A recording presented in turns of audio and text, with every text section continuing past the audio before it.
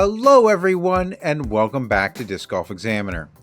Today, we are bringing you coverage from North Boundary Park at the 2021 Amateur Pittsburgh Flying Disc Open. This took place on June 5th and 6th. I'm your host, Bryan Keegan. Joining me today, Bryan Bowman. Bryan, how are you doing? Hey, how's everybody doing? Great to be back out filming. It's so nice to get out here at a PFD event, PDGA sanctioned. Just a great time we have every year. This is the amateur weekend before the pro weekend we'll have later in the year. And we are out at North Boundary Park, and we got a hot lead card here. How about it? Absolutely. We have Tom Sears, Jarrett Johnston, Brendan Reed, and Joshua Gibbons, all within 3 strokes there of the lead there. So definitely going to be a tight round, especially at North Boundary, one of the most challenging courses in the world.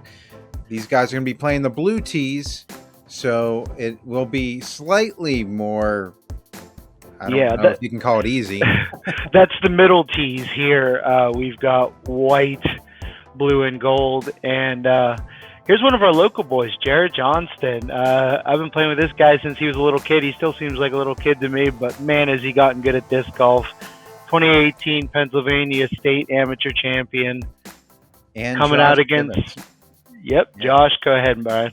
Josh is actually a local player as well, and I got the chance to play with him last week, and this dude crushes. I'm really excited to see what he does.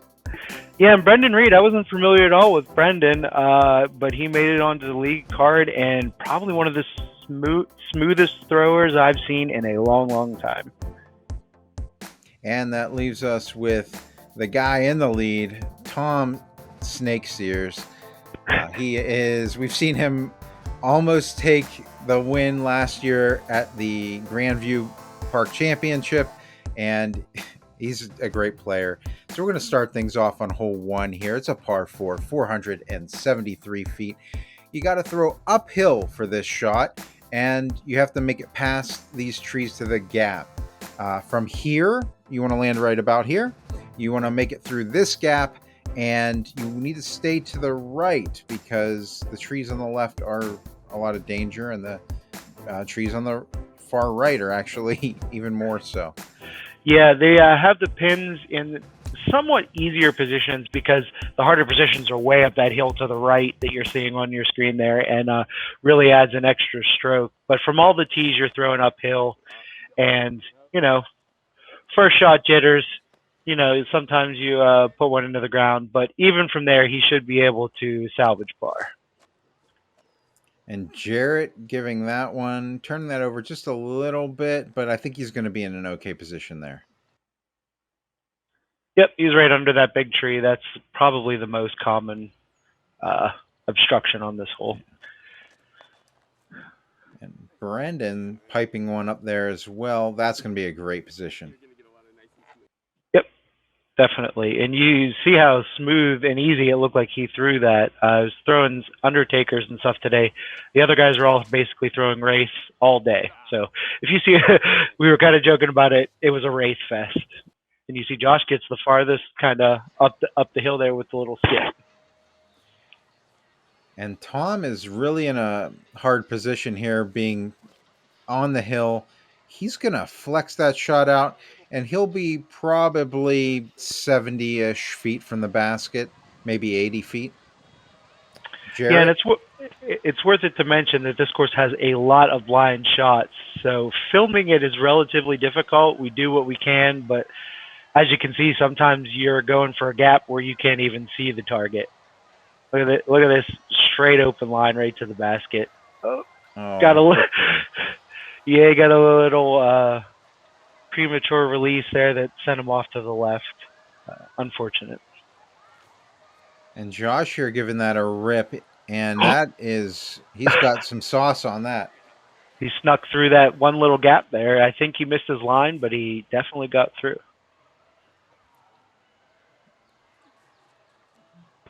Brendan there giving that a good bid. Yep, he had a little bit of downhill and a little bit of right to left wind, just kind of, flopped it down a little. Tom Didn't get as far up as he thought he did, but another good bit. He's got a lofty putt, so it likes to sit. And Jarrett showing us how to get that birdie on this hole. Yep. Definitely a great hole there by him. Perhaps going up a stroke here on Tom. Yeah, I feel like this hole really sets up for you don't have to go for a big shot. 2 shots will get you on the green if they're 80% controlled shots. Josh also picking up his birdie with a nice 25-foot putt or so, and some cleanups from Brendan. Do you know where Brendan's from? Is he from the area? Yeah, he actually is living in Bridgeville right now, but Oh, he okay. is from Sacramento, California. He's Okay. originally from around here, though. Nice. Okay, so he's worldly. So is Josh Gibbons. He's been traveling a lot, and we've seen his game improve. Hole 2, another nice uphill shot. Jay Gary likes to make us walk uphill early in the round. Kind of want to land at the top of the hill here, and then you've got one of the most fun bomber, hyzer, righty shots where you can just throw it 400, 450 feet down into this grove here where there's a number of pin positions, but we've kind of got it on one of the leftmost positions on this little mound. And really one of my favorite shots is the second shot on hole 2 here. Yeah, this is an absolute beautiful hole if you can play it right. Unfortunately, Jarrett there's going to grab one of the last trees to get through there. And you can see there's 3 or 4 different gaps you can take. Josh just absolutely nailed this one. That's about as far down as you can get without like a wind push, honestly. Tom going with the left forehand gap also just crushes it out onto the flat. I mean, it's not flat there. There's very little flat on this course, but that's as flat as it gets out here. Oh no. Yeah, that is not no that is bow. the worst. The worst thing that could happen on that hole just did. He's about tee high there, maybe a little bit further. Yeah, and you can see he kind of just pitched up to the top because you really need to be at least where Jarrett is here on your first shot. So he was kind of conceding a stroke there. And Jarrett's leaks a little right.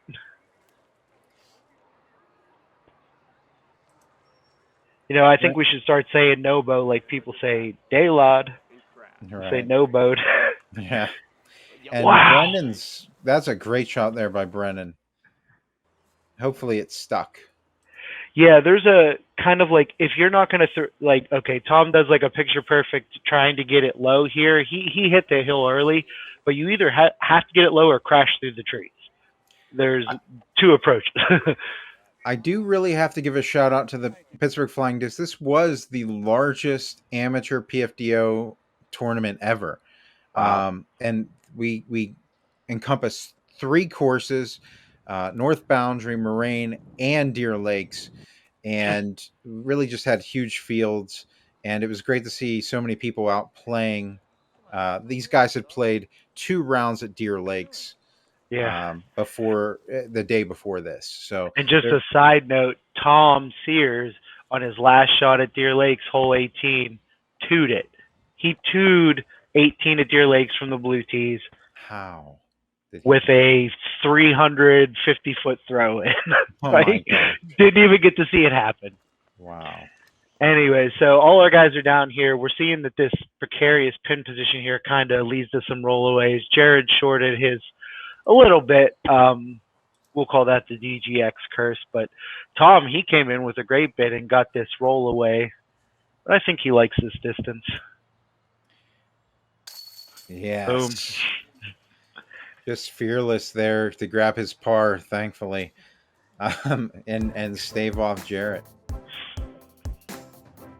See it from another angle here with the examination. See, he's got almost like the Ricky putt, but it's not as speedy. It's like a nice, slow Ricky putt. Yeah, definitely. I agree with that completely. This hole actually did play about 4.1 par on average there. Okay. Round. So definitely a little bit above par there. Shows you the difficulty of this hole. As we move on to hole 3, it's a par 4, 365 feet. And that is probably, 365 feet straight uphill. There's no stopping here. I don't see how it's 365 feet, but it plays like, I'd say 550, maybe. Yeah. I do have to say that this tree had fallen whenever I did the shot, so the basket's shown up top, but it's actually where that tree is, had fallen there. So they cleaned up that tree and got the basket back to a shorter position there for everybody, just so you get the heads up. Mm-hmm. We see Josh here. I had mentioned he's been traveling around the country a lot with his wife, who has a traveling job, and he came back to Pittsburgh and he is just ripping the disc like I have never seen him do. Tom's got a great forehand, plays well to this. I mean, that's pretty much all you can ask for, is to get two tees and a few hundred feet up the hill. I wonder, and I've wondered this for a while, this may be controversial, but I wonder what would happen if we all didn't have so many hills and trees in our way and we could just let the discs rip. This should be a downhill hole. That's all I say. We should be throwing down this hill because you can throw it like 800 feet, I bet, from the top. Yeah. All right, so here we're getting a look, where Brendan is at the gap. You got to hit to get up in there. I bumped a switch there on the camera. That's a good layup. He's going to have a putt, and they say it's hard to tell the uphill on camera. You can see how uphill this is even on camera here. Josh has parked it. Yeah, he did. And that is a beautiful. Yeah. Man. That would have been a good two. And let's see if Tom can give this a good run too. Oh, wow.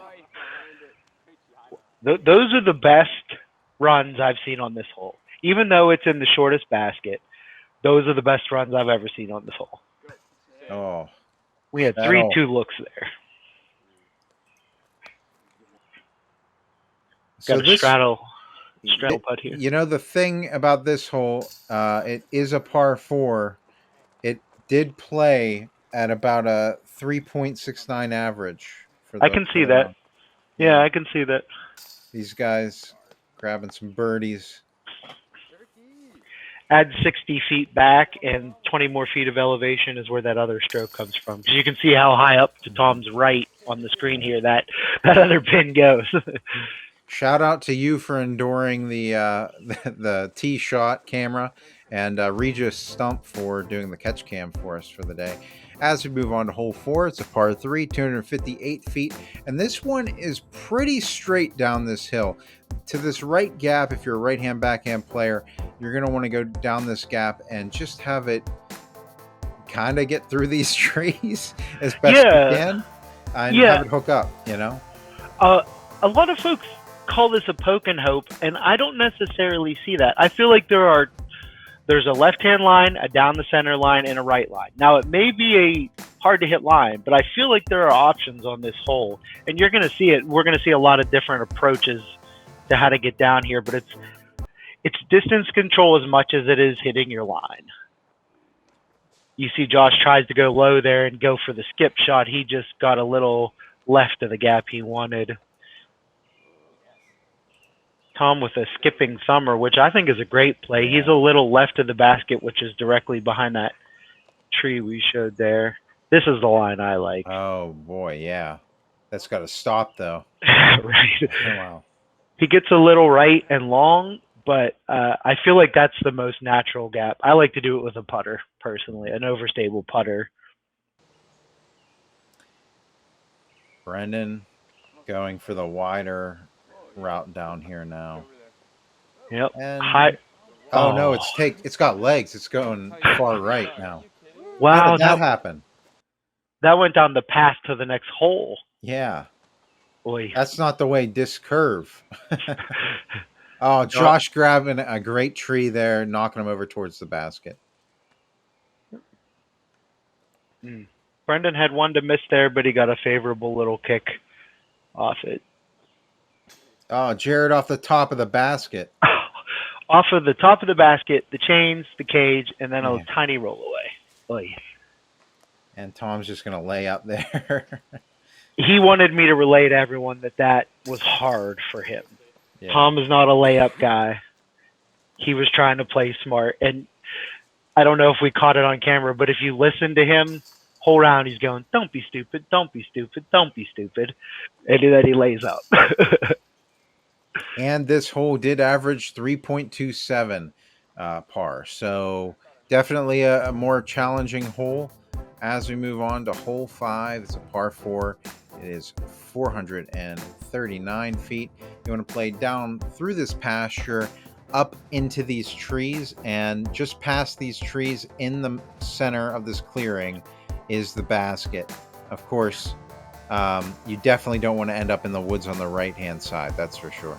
Definitely. The right-hand side is an absolute, you got to miss it. This is one of my favorite tee shots on the course and on all 3 of the tees, and they're all very different.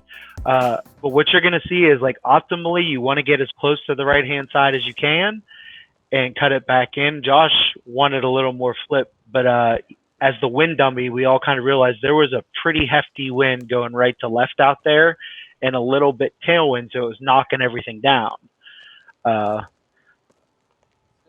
was upset with himself because this should be a really, really easy forehand shot for him. But again, it just kind of overstabled for him because of the wind, and he got really into the crap. The bumble. He's in the bumble. And Jarrett has a beautiful line up the gap. That's how you want to play that. Yeah, that's great because he's going to be high on the right-hand side, which gives him an almost flat look at the basket, which is kind of downhill. Ooh. And Brendan tried to adjust to that tailwind and get a little flippy ride off of it, and it didn't work out. So he and Tom are in that right-hand side, and it is no-go. It is a no-go zone. Josh was saying he left that short. It's kind of hard to judge how close you want to get to the ground to crest that hill there, and he was upset he left himself a little short. Tom sees a tiny little window. He sees a tiny window to get some forward progress, and he's almost out. But as you can see, he's got 2 sets of trees yet between him and the basket. And Brennan's pretty deep in there as well. I don't know what kind of oh, wow. Yep, that's exactly what you hope for whenever you get back there. Yeah, and this is kind of a look at where Tom is now. You can see he's not only got these bumble trees, then he's got the actual trees that are in the fairway to get around. And he totally faked me out and went with the super high hyzer line that I didn't see. And that's as good as you can hope for from in there. Jarrett, I thought he shanked it. Wow. Jarrett's second shot there up to the basket. He'll be getting that birdie, it looks like. Yeah, I think it was a half run. He didn't want to go long because once you get over there, you can really roll down that hill. Brendan with a little layup there. And now we see Josh's shot. Oh, I thought he had that from the angle I was at. He ran at full force downhill, no fear. And Tom is going to go for it as well, like he always does. Just a little high on that band, though. Yeah. His putt's got to be hard to do downhill. Yeah.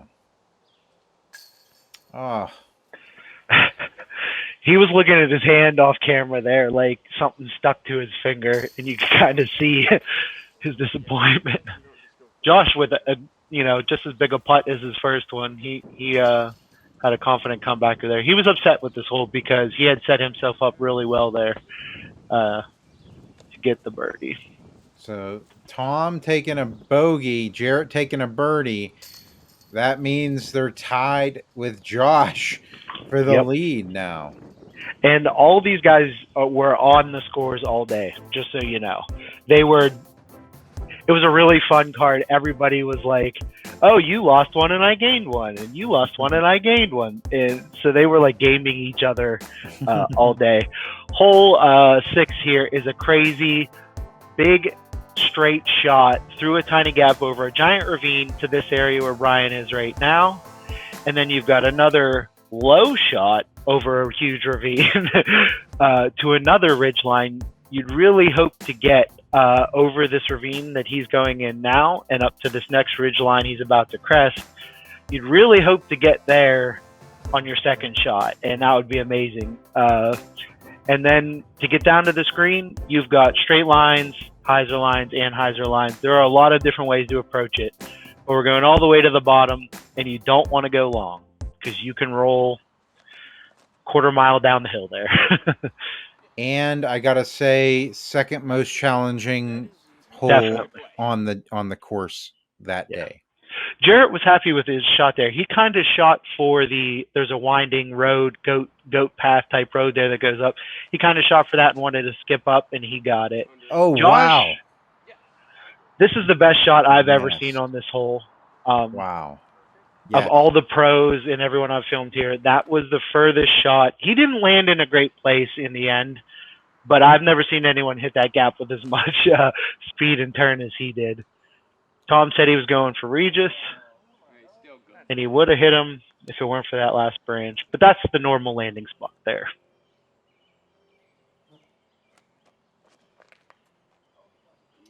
Oh, Brandon's going to clip a tree and in the ravine there.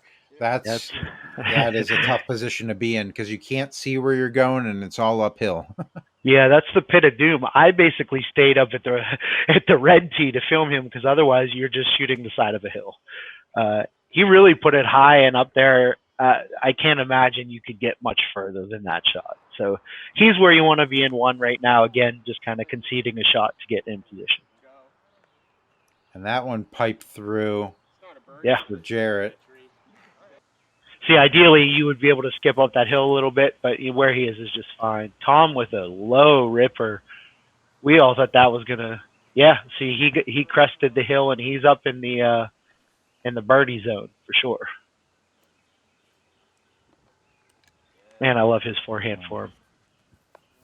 Yeah, it looks so effortless. And I kept asking him, like, are you throwing light discs? Josh, I felt bad for Josh here because he knew he had to miss that one tree and he just squared it up. And then he squared up that next tree that he had to miss. So, that's what happens out here if you get off the main line. Yeah, definitely always a tree in your way at North Boundary. Yeah, and like I said, folks like to say poke and hope, but wherever you are, there's a couple lines. They're just not always easy. Look at that. And he'll have a putt. Yeah, that's a great recovery. I mean, Brendan only advanced a few feet here because that rollback, and now he's got an even tighter gap, which he nails. Nice high hyzer trying to get down that hill. And see, if he would have missed that tree, he would have been in putting range, and now he's got to kind of lay up or have a death putt. Jarrett's third. Nice high turnover that, well, I guess he's just going to miss everything. Yeah, that's still a ways away there. Good job on the catch cam, Regis. Regis Stump, local guy, very involved in the scene, did catch cam for his first time ever. And I would not wish catch cam on this course on anybody. And he did a good job. Yeah, definitely a very tough course to film. So Tom just parked a flexi high shot for his birdie. And there we see what I was talking about with Brendan. He could have laid up, but he got a little hyzer on it, and now he's kind of run down that hill, the same hill that Jarrett's running down past you now. It's a very precarious green. Oh, Josh, just a little right on that basket. Yeah, that was a perfect buttery release. Just kind of drop it down the hill and let the wind hold it up. Jarrett for his par, which is pretty impressive because this hole averaged 5.8 for par. So almost a whole stroke above par. Oh, no. Yeah, Jarrett's putting has really been on this round, and I think he's definitely a confidence player. If he hits some putts early, it definitely helps him. And Tom sneaks one in that he knows he probably shouldn't have got, but he loves it. Yeah, there were not very many birdies on this hole.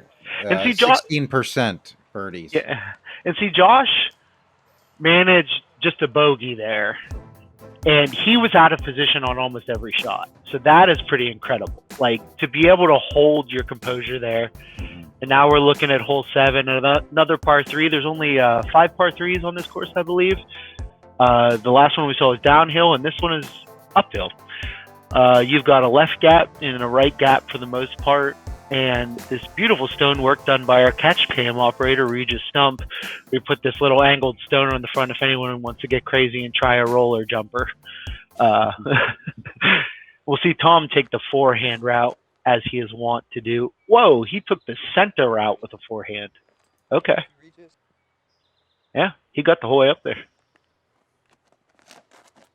This is really the 2 that you want for sure. On the course. It's very easy to miss because of the low ceiling and because of these trees, but Josh just piping one up there too. These guys have that distance. You just don't realize the height that this basket is from the tee. 208-foot hole, I'd say plays like 300. And with this right-hand gap, so you got to do what Brendan did there is hug that tree, because it's really impossible to throw it high enough to get enough hyzer to come back. And there we go. Jarrett's really on. He was really upset with his drive being so far away, and then steps up and bangs one. That has to be circle's edge there. Yeah, I'd say about 28 feet just inside the circle.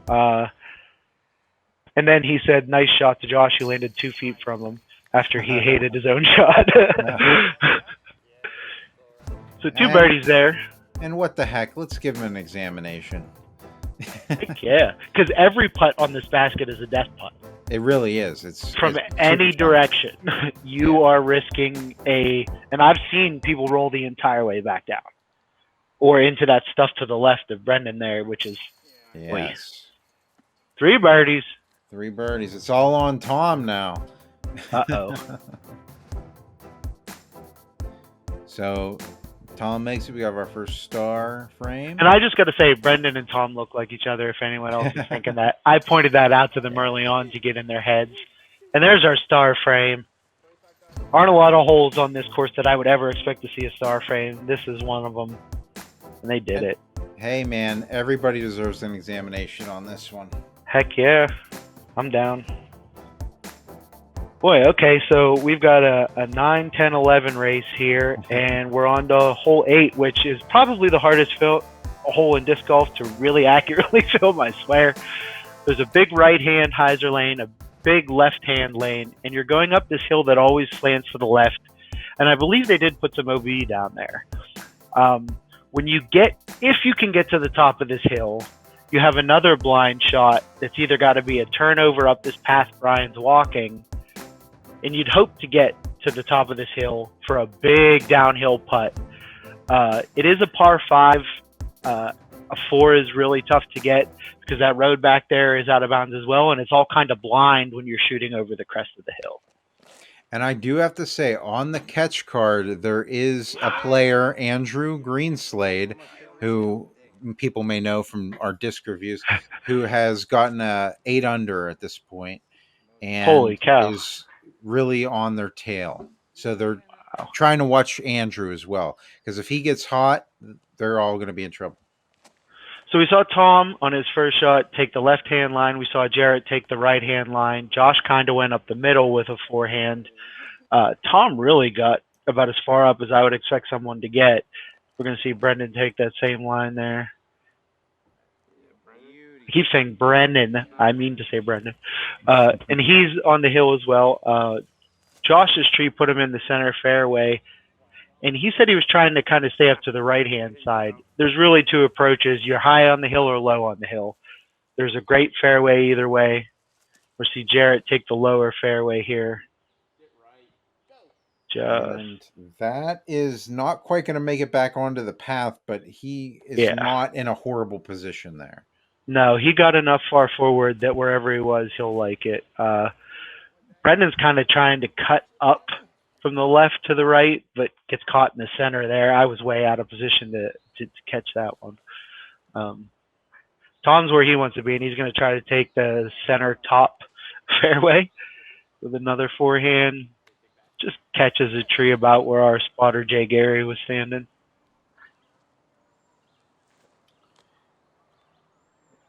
Want to give a shout out to tournament director Eric Nichols for having us out to cover the event. He's got a flexi forehand that looks like it's working. Oh no, down to the rope. Oh, he's inbounds. He's okay. inbounds, yeah.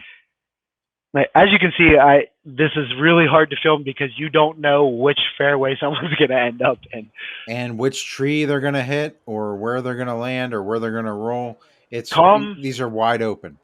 Tom just threw a backhand, and you won't see that much. I told him he had to throw a backhand hyzer, and he said okay. And nice. Luckily, he parked it up there.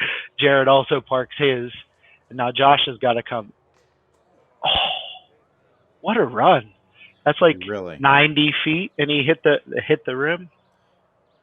He is like really. He's almost on. He's almost there. Yeah, the ones that Jarrett are getting, he's missing by 1 inch. So it's just like, oh Tom. Oh no! Stop! Stop! Oh, and that flag is essential in this hole because you can't see the basket. But yeah. Good thing about Tom is he's always in high spirits, and he was fine with running another big putt for the camera. So he said, "I did that for you."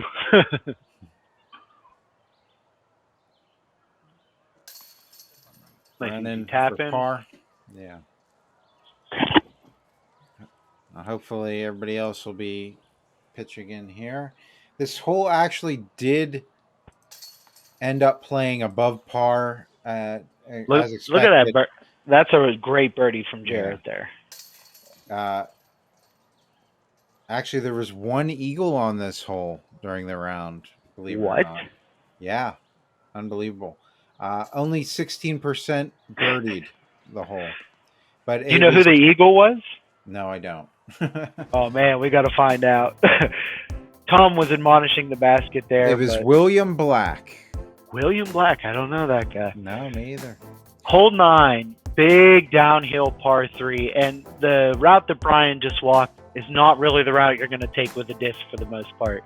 This is a super cool high, either hyzer or a backhand that kind of just, if you can drop a bomb on it from way up high in the sky, that's kind of the perfect shot. More great masonry here from Regis Stump.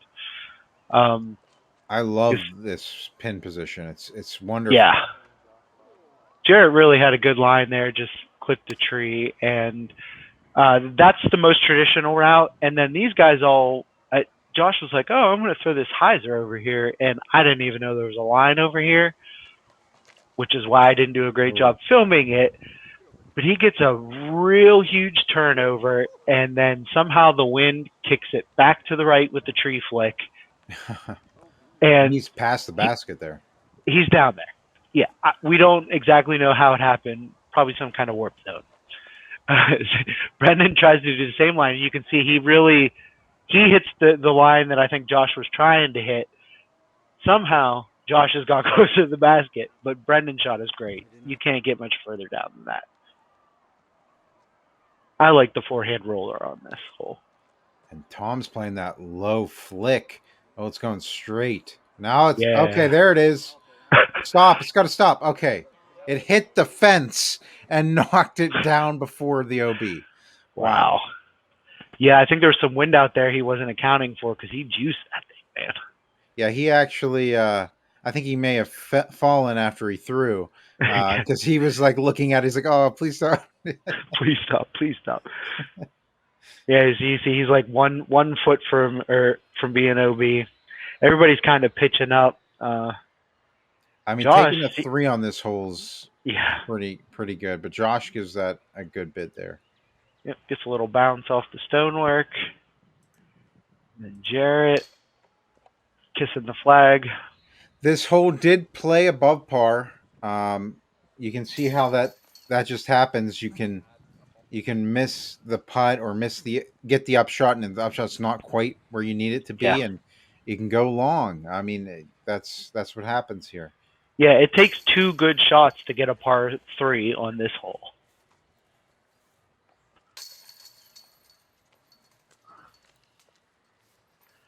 Couple of tap outs. Kobe. That's what he was saying all day. And that's going to do it for our front 9 coverage. Bryan, thanks so much for joining me today. Absolutely. It was a great time. Loved being back out there on the course. It was a beautiful day. And there was definitely hot action from, I think, the top 3 cards. They were all shooting hot. And we got some absolutely great action coming for the back 9. Yeah, and I want to say a very special thank you to Innova Disc Golf for sponsoring the event, and the PFD for sponsoring us to be out covering it during this day. So the Pittsburgh Flying Disc is, they are amazing. They're doing great stuff in Pittsburgh, like creating this course.